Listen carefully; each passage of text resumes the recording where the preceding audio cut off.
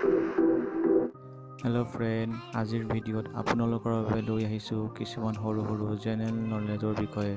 আপোনালোকে এই ভিডিঅ'টো শেষলৈকে চাব। টাইটানিক জাহাজৰ বিষয়ে আপোনালোকে সকলোৱে জানে। টাইটানিক জাহাজখন ডুবিছিল 1912 চনত। পানীপথৰ প্ৰথম যুদ্ধ কেতিয়া হৈছিল আপোনালোকে জানেনে?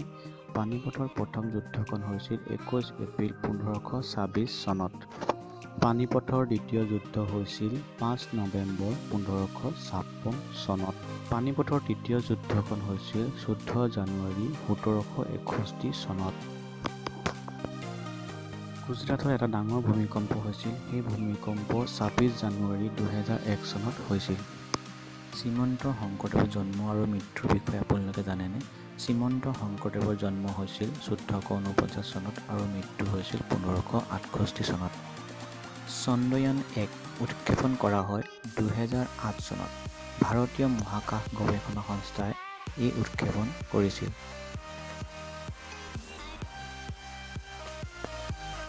ভাৰতীয় ৰাষ্ট্ৰীয় কংগ্ৰেছ গঠন হৈছিল 8 ডিচেম্বৰ 1885 চনত।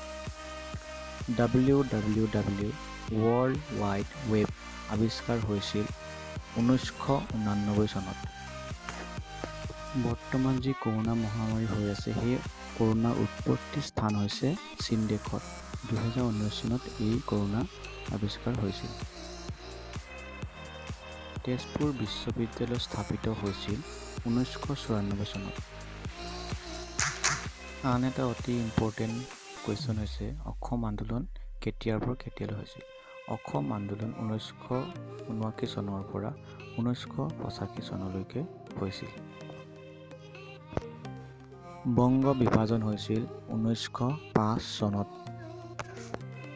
দ্বিতীয় বিশ্বযুদ্ধৰ সময়ত আমেৰিকা যুক্তৰাষ্ট্ৰই হিৰোশ্বিমা আৰু নাগাচাকিৰ ওপৰত 2টা এটম বোমা নিক্ষেপ কৰিছিল। সেই বোমা 1945 চনত কৰা হৈছিল। টেলিভিছন সেৱা আৰম্ভ হৈছিল 1959 চনত। জাপানত ডাঙৰ ছুনামি এটা হৈছিল। সেই ডাঙৰ ছুনামি আহিছিল 11 মাৰ্চ 2011 চনত। প্ৰথম ভাৰতৰ উপগ্ৰহ আৰ্যভট্ট 1975 চনত উৎক্ষেপণ কৰিছিল। ইণ্টাৰনেট সেৱা ভাৰতলৈ পোনপ্ৰথমে আহিছিল 1995 চনত। ভাৰত আৰু পাকিস্তানৰ কাৰ্গিল যুদ্ধ হৈছিল 1999 চনত। প্ৰথম বিশ্বযুদ্ধ 1914 চনত আৰম্ভ হৈছিল আৰু সমাপ্তি হৈছিল 1918 চনত।